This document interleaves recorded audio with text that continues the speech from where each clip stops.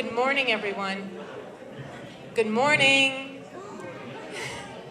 Can I ask everyone to go to their tables and please stand for the posting of the colors, and please remain standing for the national anthem.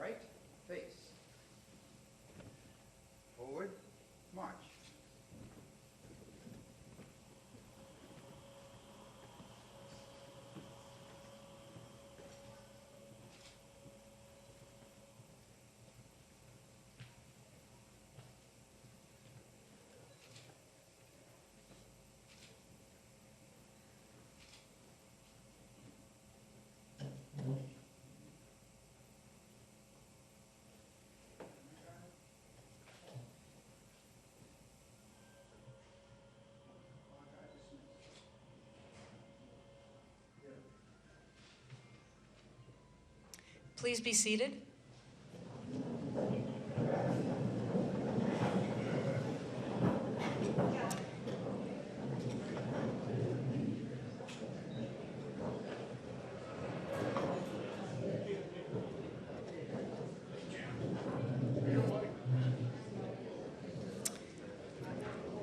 Thank you to the members of the Vincent F. Pickard, Post 234, the American Legion, for the posting of the colors. Welcome, everyone, to our 5th annual Veterans Day celebration here at the Senior Center. My name is Kelly Burke, and I am the director here. On behalf of the Council on Aging and the staff, we thank all of the veterans here today who have served our country. I'd like to recognize Kathleen Polanowitz, who is joining us today representing Congressman McGovern, and Don Rand, our selectman. I'd like just to take a moment to recognize veterans from World War II. This year marks the 70th year since the war ended, and we are very fortunate to have these two tables up here in the front representing the veterans from World War II. So let's give them an extra special welcome.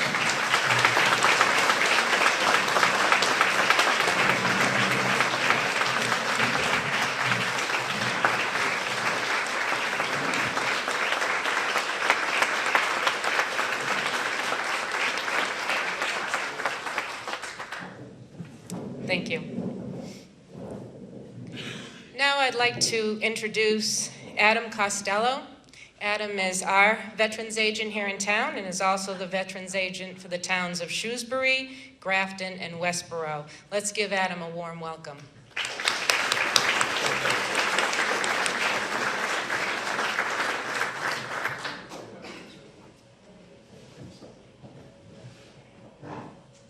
Hi, good morning, everybody. Good afternoon, if it's past 12 o'clock. I know it's getting close to that.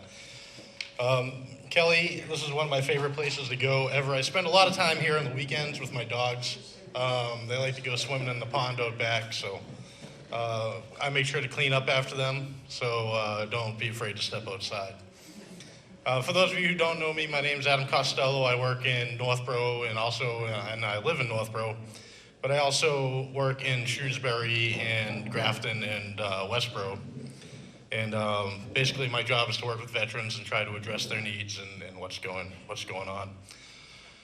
I am a two-time Iraq veteran, and I returned from active duty just over 3 years ago.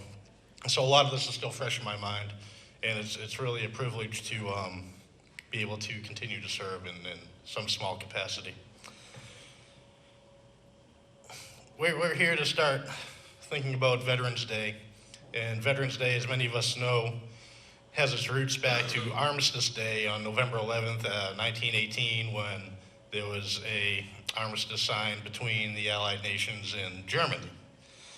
That was for the end of World War I, and that was believed to be the end of the war to end all wars, and as we know, that continued on. Several wars continued after that, and it was not the war to end all wars. Many of us in here have participated in several actions since then. In 1954, instead of Armistice Day, it became Veterans Day, and it became a day to honor and recognize all of our veterans. It's one of my favorite days because it's a day that we can actually remember the things that we've done. It's a day intended for us, and it's not, I have a really hard time saying that there's a day to honor my actions, your actions, or our actions combined. We're more or less a very, very humble group. But it's a day to kind of look back and think about those things that we've accomplished through the years. I don't know how many people remember when you went to basic training for the first time. When I went there, I was very excited. And I said, oh, this is going to be great, but I was nervous and scared a little bit too. And we're on the bus and we're talking about all the medals that we were going to earn and everything that we were going to do. And then we pulled in, and then some big dude came up and he just started screaming in our faces. We said, oh no, why did I do this? I don't want to be here at all. Let me go home. Where's my mother? But we went through all of those challenges, and then there we learned to overcome a lot of our fears and meet challenges that we didn't think that we could overcome. We were able to run fast, we were able to climb things. If we were afraid of heights, we might have still been afraid of heights, but we were afraid of heights while we were jumping out of the back of an airplane or rappelling down a mountainside, or things that we never thought that we would be able to accomplish. So it was great. And now I look at the status of veterans that are going on. I read the newspaper quite a bit, and I watch TV as little as possible. But there's this view of veterans right now that's a little contradicting to the reality of veterans right now. I think that we see, and this is about the time when we'll start getting the phone calls, please donate several $1,000s to help our wounded veterans, and they can't do it by themselves. So to kind of combat that viewpoint that all veterans right now are on the verge of homelessness, that all veterans right now are suffering some sort of substance disorder, I want to share some facts with you that came from the U.S. Census Department. And these are facts that you probably won't hear anywhere else. 92% of veterans have earned a high school diploma compared to 86% of the total population. So we have more veterans graduating from high school than the general population. Now, out of those, 26% of veterans hold a bachelor's degree or higher, compared to 28% of the population. And that number is staggering, and it's going fast. I'm going to tell you what the economy that we have right now, that experience that you have traveling all around the world and dealing with other cultures, combined with that education that we get from this generous GI Bill that exists right now, is going to make veterans one of the top commodities moving forward in the future. And that's because, it's not because of what I did, but it's because of the accomplishments and the representation that a lot of you did in this room today. So I thank you so much for giving this next generation of veterans the opportunities that you have by speaking and using your voice. About 10% of all businesses in the U.S. are veteran-owned. They employ 5.8 million people across the country. And when you consider the percentage of veterans versus the regular population, you have 21.8 million veterans in the United States and about 319 million people. So that's definitely less than 10% of the overall population owns 10% of the businesses, and we're helping very community-minded people. About 15% of all veterans, when they come back, work in some form of public administration, and those who aren't working professionally in public administration are doing other work, working in the soup kitchens, or working in the donating clothes, or having charities, or donating their time. They're doing great things all throughout this community. On my way here, I drove by Hayes Funeral Home, and there are a group of veterans who I thought I was going to see here today, and instead of being here, they are performing funeral services, and they don't get paid for that. That's not a per cost thing, but they're always there. They're always making sure that there's somebody to represent them when somebody passes. From the average income for a veteran versus the regular civilian population, a veteran earns about $10,000 more per year on average than their civilian counterparts. So these are some other sides to look at outside of what you might hear that's very public in the media right now of what the veteran population is going through. So that's great. I'm so glad that you were all here today. I see so many people. How many people are in the Army here? If you could just raise your hands. All right. Now, I want to point out that Harold Naughton, I really didn't expect for him to be here today, and I'm really excited, and he looks gorgeous in his uniform. Oh, would you mind standing up for a minute? This is our state representative. He's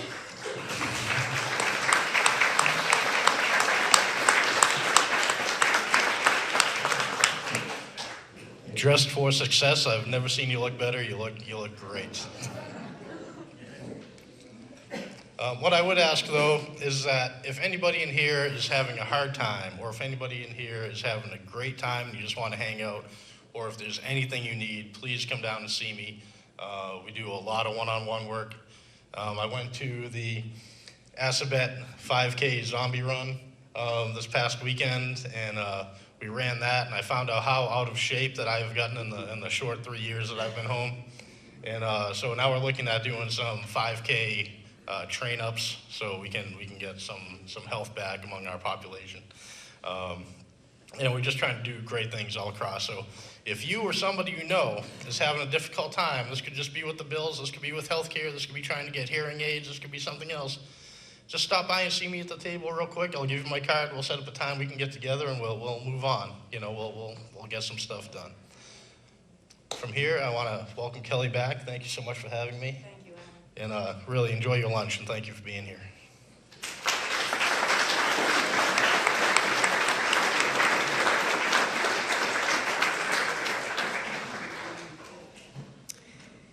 Thank you, Adam, and for all the good work that you do in all of the towns. Next, I'd like to welcome Jason Paltich from Veterans, Inc. And He is going to share with us a few words. As Jason's making his way up here, I want to say I'm sorry to Representative Harold Naughton. I didn't see you sneak in, but in my defense, I'm going to say it's a camouflage. So that's what that is. But welcome. We're very happy to have you back as well. Jason, please join us. Let's give Jason a warm welcome as well.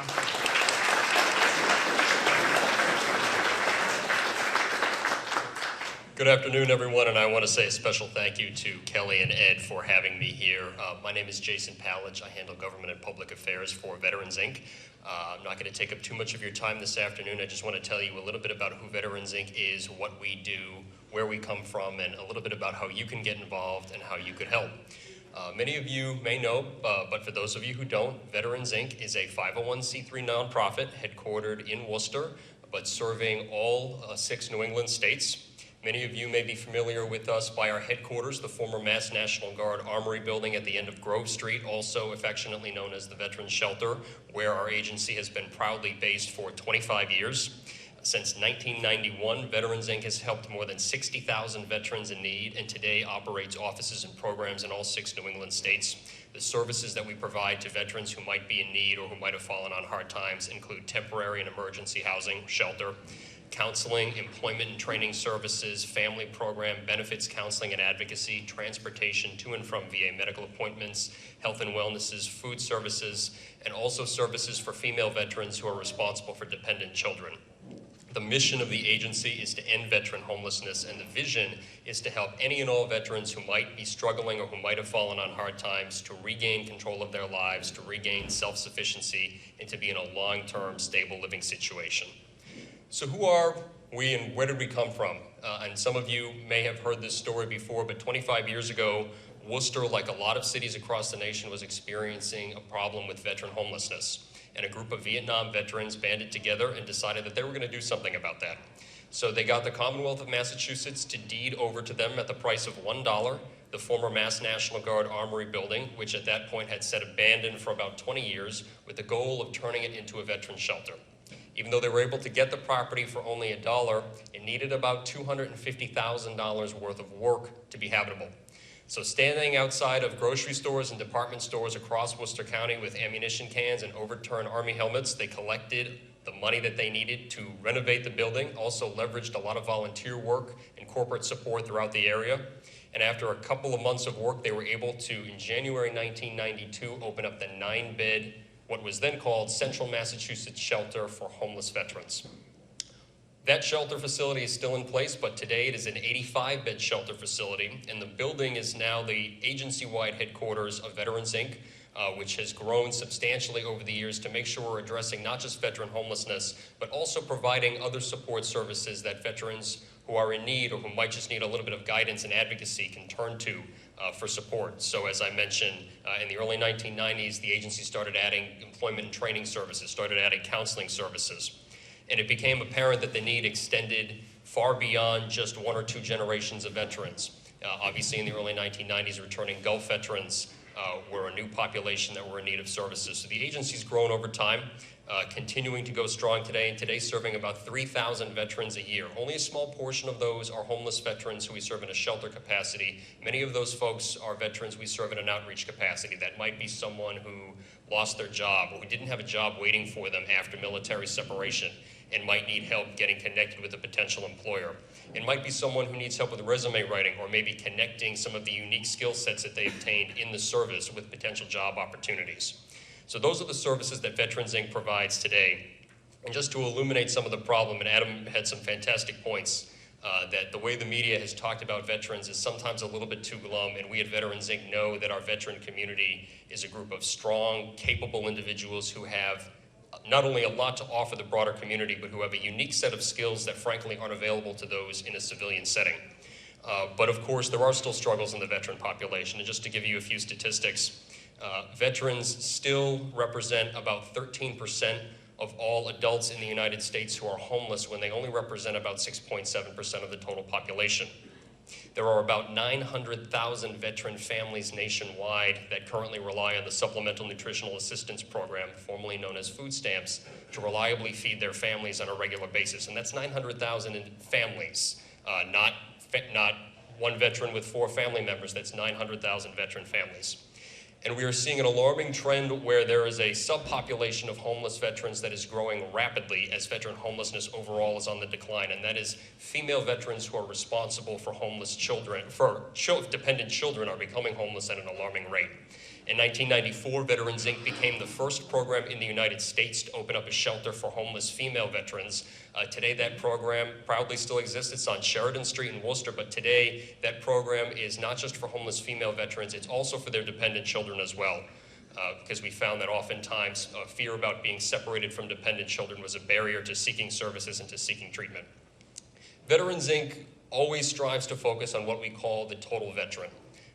We want to be an agency that helps veterans who might have fallen on hard times get back on their feet, get in a long-term sustainable living situation. We don't just want to be a shelter. We don't just want to be transportation to and from VA medical appointments. We don't just want to be job training or counseling services. We want to make sure that any veteran who comes to us gets everything that they need so that they can have the life and the dignity that they deserve and that they've earned in service to our nation.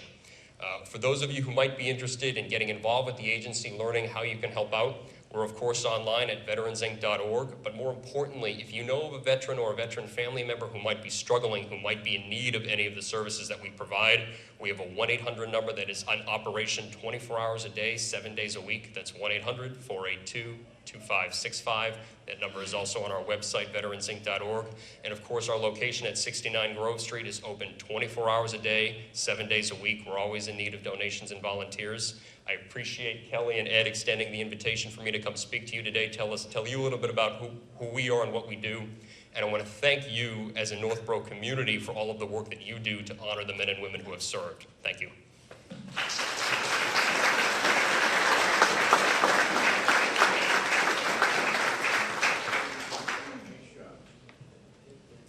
Thank you, Jason. I'd like to welcome now Representative Harold Naughton, who would like to say a few words to us.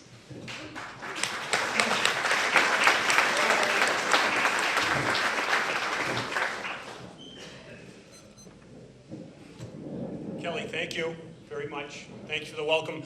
And I'll try to be very brief. The last time I was in your company was Memorial Day.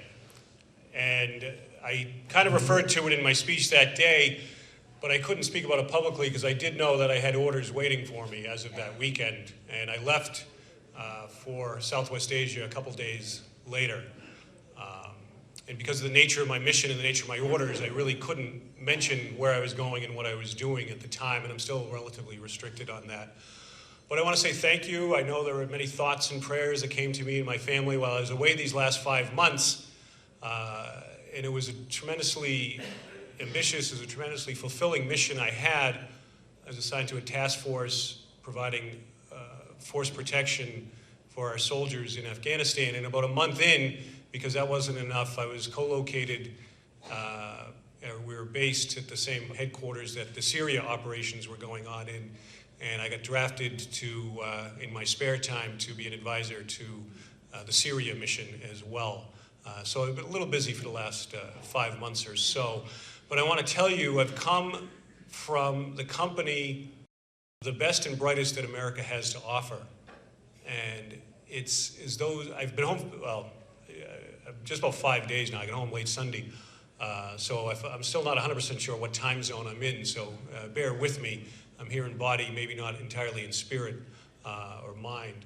But I want to tell you that as those of you who've served, no, you don't get that sense of mission, that sense of camaraderie, that sense of purpose in many other places in life, but when you're deployed with your brothers and sisters in the military. It's an honor to be here in your company with my brothers and sisters from the Second World War, from Korea, from Vietnam. To those from Vietnam, thank you. Give you the thanks that you maybe didn't get when you got home. Many of the veterans that Adam spoke, many of the benefits that Adam and Jason spoke about weren't there for you, but we're building on your shoulders. I'll go back to the State House in a week or so. I'm going to spend some time with my family. We've passed a couple pieces of veterans legislation recently that I think are going to continue to enhance the life and the quality of life of our veterans in this Commonwealth. And I'm proud to say, and many of my colleagues in the Army don't believe it, but it is the truth, Massachusetts on the state level provides the best veteran services of any state in this country, and that is not hyperbole. It is twice as good as the next closest state, which is Illinois. And we do that because of partnerships with groups like the Senior Center, with gentlemen like Adam, with groups that Jason represents, and our partnership with Congressman McGovern and our federal partners. And it's just a start. We spend twice as much per capita in state funds on veterans in this Commonwealth than any other state. And that is not exaggerating. But we've had a Veterans Veterans Affairs Department in this Commonwealth since 1863. The Federal Veterans Affairs began in 1930. We've actually got records showing that we provided veterans benefits to men returning from the French and Indian Wars. That's how historical we treat and how important we treat veterans benefits here in this Commonwealth. But it's still a start. As the gentleman said, we have to look at employment and homelessness and the effect on families. As I realized very quickly, and this is my third full deployment, fifth overall, it's the families. I have one job to do when I go downrange, and that's to come home with no more holes in me than I left with. My wife still has 4 kids she's running around with, and she's indicative of 2.5 million spouses and family members of others that have gone downrange in the last 14 years. They pay the price. Divorce is skyrocketing. It's estimated that 73% of returning officers will be divorced at some point. So we've got to do more for the families. Enough about the sad stuff. I'll tell you this, among the greatest conversations I had in the last 5 months, especially since August, was every night when I'd go with my colleagues from my task force out to a smoke pit. And not that I smoke cigars, don't tell anybody that, don't tell my kids or health insurance that. But it was the one thing we did to decompress at the end of a long day after coming back in. The Patriots were always the topic of conversation because there weren't that many New Englanders on my team in my unit. And it was always Tom Brady and Deflategate and this and that. Well, it's been great. First 5 weeks, and I know we're going to do the same thing against the Broncos on Sunday. So that was great to carry with me there.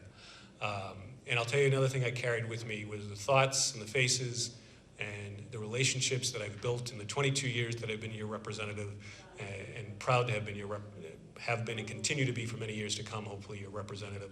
I carry that with me, and it's one of the reasons I go. A pleasure and an honor to be in your company. Have a great day, and happy Veterans Day.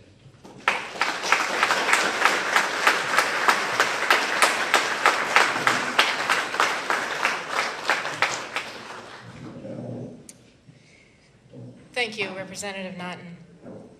It's my pleasure now to introduce Chief Warrant Officer Mann and the Junior Marine Corps Cadets from Assabet Valley Regional Technical High School. It's our first time having them join us, so let's give them a warm welcome as well. I'm sorry, yes.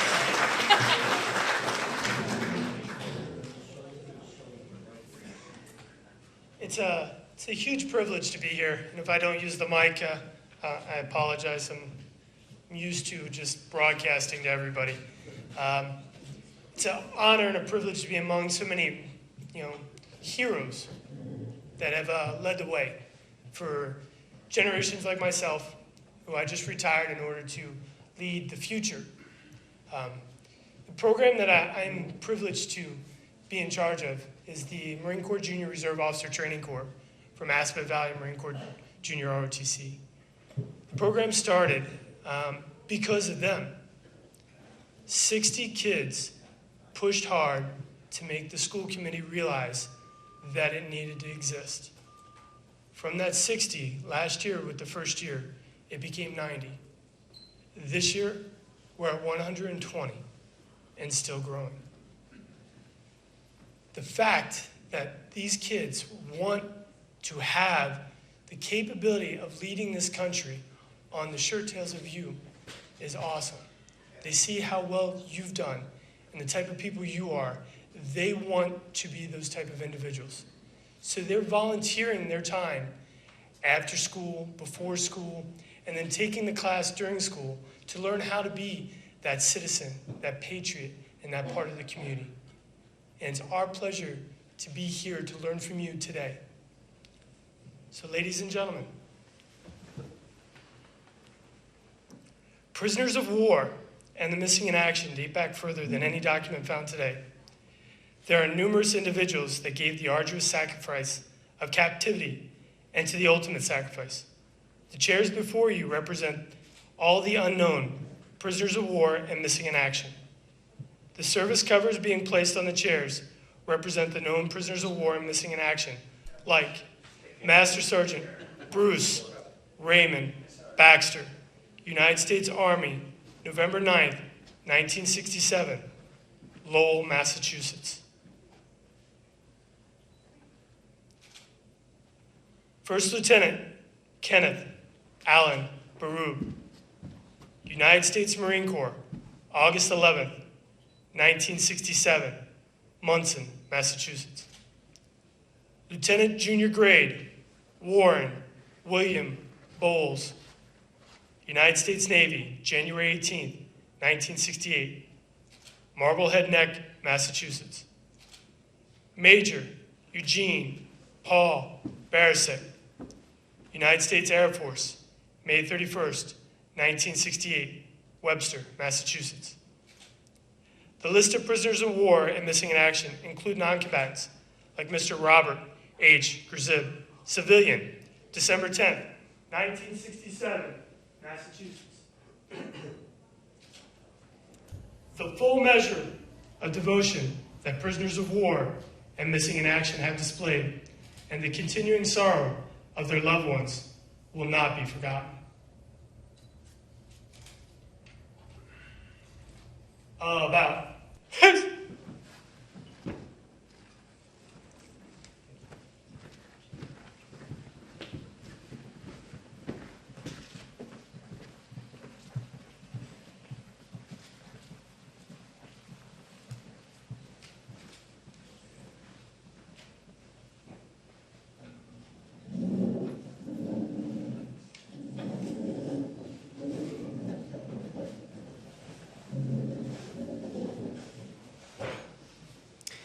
Thank you, Chief Warrant Officer Mann, and to the Junior Marine Corps Junior ROTC cadets as well.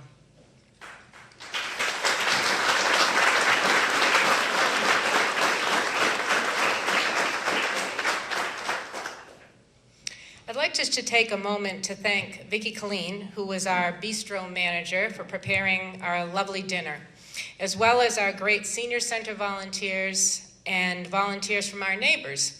Iron Mountain, the employees are here today to help us out as well. And just as a reminder, you know, we have lunch here every day and we have dinner on Tuesday evenings. Vicki Colleen is our one and only paid employee at the bistro. And we're surrounded by wonderful volunteers that come all the time to help us. And I know that many of you enjoy the meals here as well. So let's give Vicki and her crew a round of applause.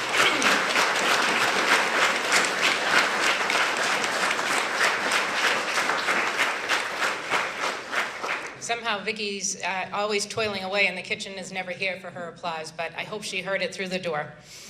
Now I'd like to ask Reverend Michael Cheney from the Church of the Nativity to come forward and do our invocation, please.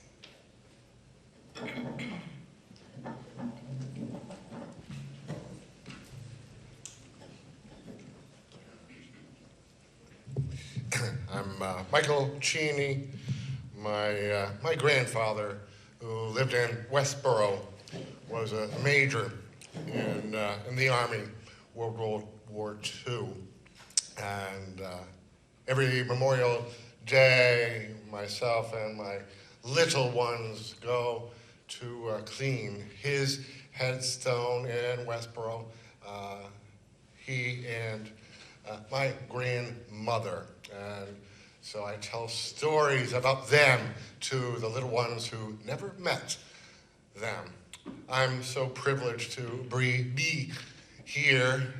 It occurs to me that I am one of those fortunate human beings on earth who get to preach peace to anyone who wants to hear. And I do that with ease. Why? because I'm protected in America by you, by so many people just like you. That causes me to jaw drop and thank the Lord. So I wish to thank the Lord now as a group before our meal. Let us pray. Dear Heavenly Father, I thank you.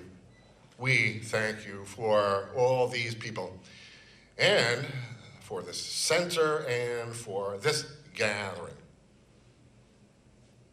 And I pray for all these people in gratitude,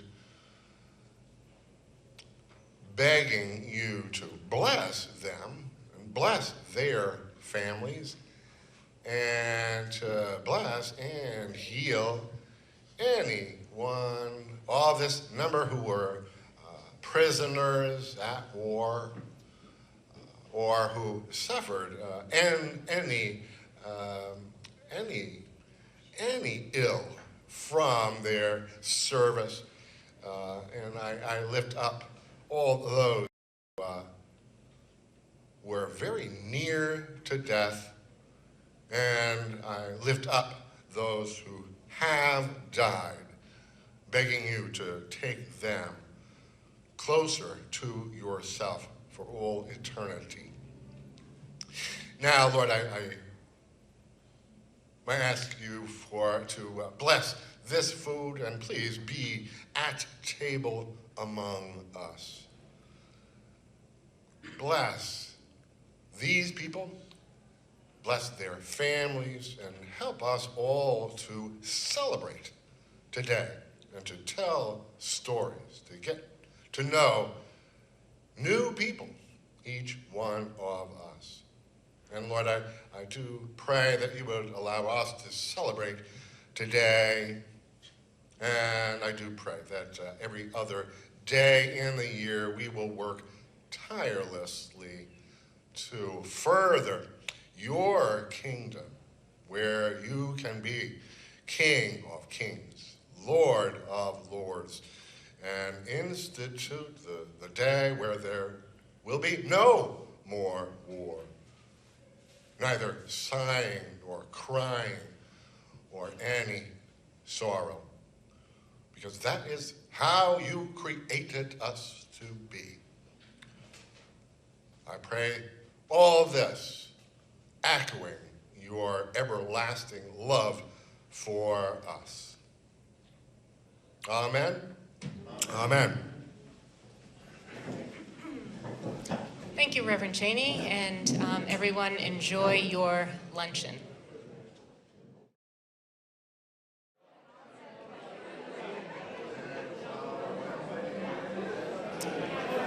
Good afternoon. I hope everybody's enjoying their meal and just finishing up with your cake and ice cream. Thank you. Those are well-deserved applause for Vicki and her crew. So we appreciate that. Now to move on with the program, we are going to next go to the military anthems. When you hear your particular branch of the service, if you'd please stand during your anthem. And then please don't leave, because we have one more performance, and that is the Camerata group from Algonquin Regional High School, led by Catherine Waters. So they'll be in to do a melody and to wrap up. I just would like to do some special thank yous for this event. Two organizations have given us financial support to bring this dinner to you. So I'd like to thank the Friends of the Northborough Senior Center and the church.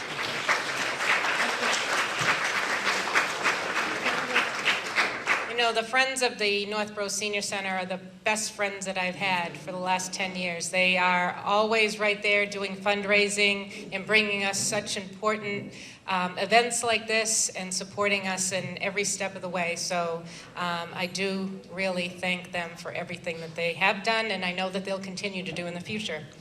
I also want to thank Church of the Nativity for donating as well to this event. So let's give them a welcome to. Thank you.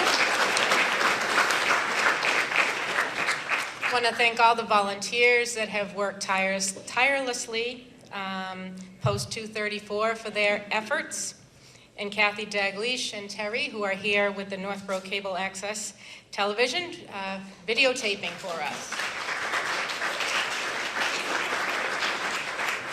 So look for this on TV, on cable, because we're all stars now, right?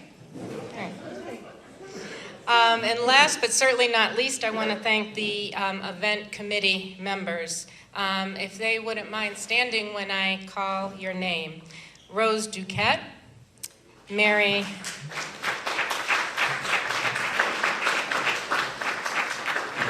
Ellen Bombard, Ed Bombard,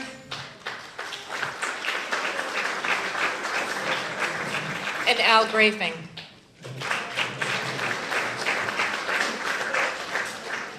All of the decorating and preparation, setting up tables, the committees worked very hard and have gotten their own volunteers to help out with all of that. So thank you, because we couldn't do an event like this on our own. We need all of those great volunteers, so thank you. So without further ado, we'll move to the anthems. Tell them that the words are in there.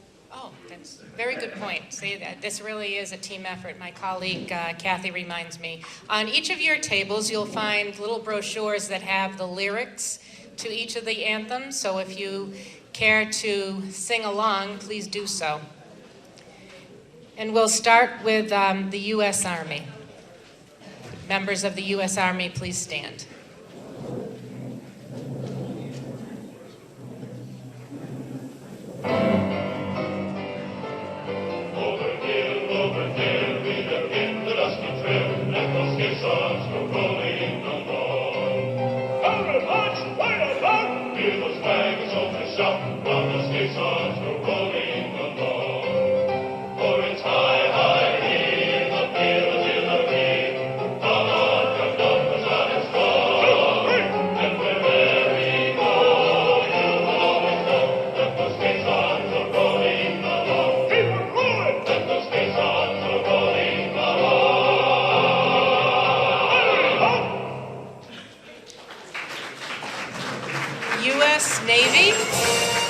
U.S. Navy, please.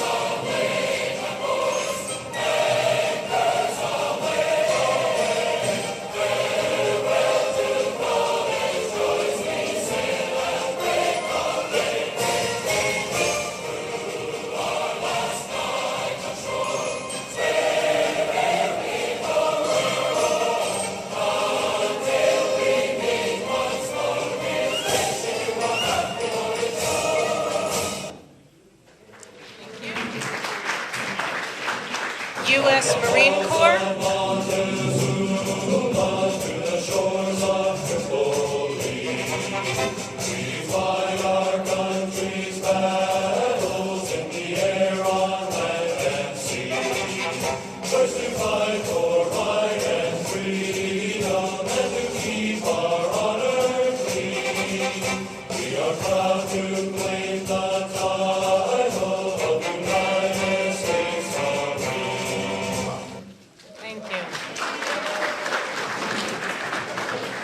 U.S. Coast Guard.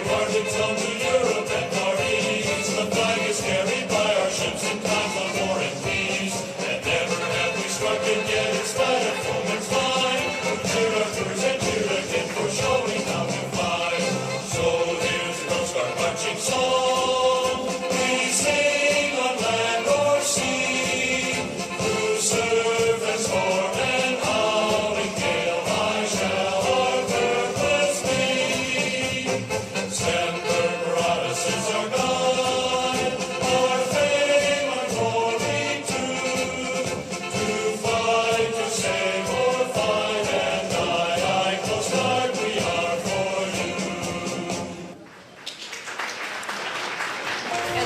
not least, U.S. Air Force.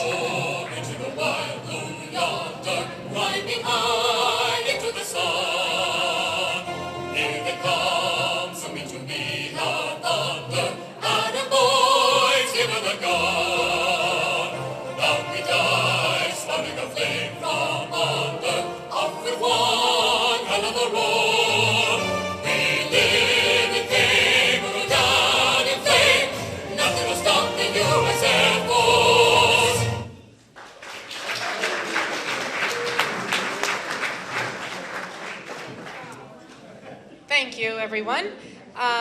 Now, we would like to welcome the Algonquin Regional High School Camerata Singers under the direction of Catherine Waters. Please give them a warm welcome.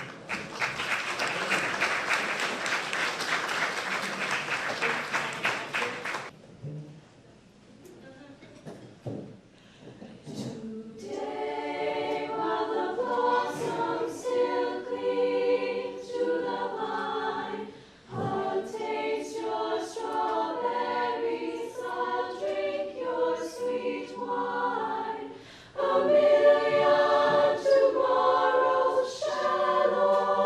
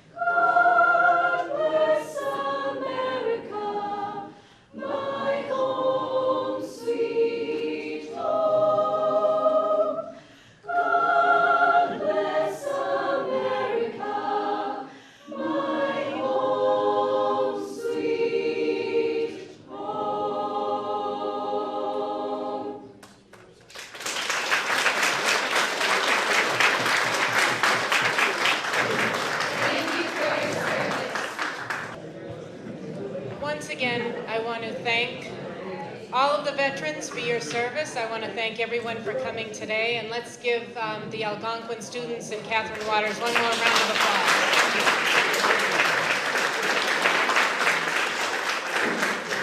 They're on their way back to school so they can catch the bus home. I'm getting a point from the audience, so I'll invite Joe Duca to come forward. You know, Kelly gave all the credit to a lot of people that put this on. She forgot to mention that she coordinated all of it.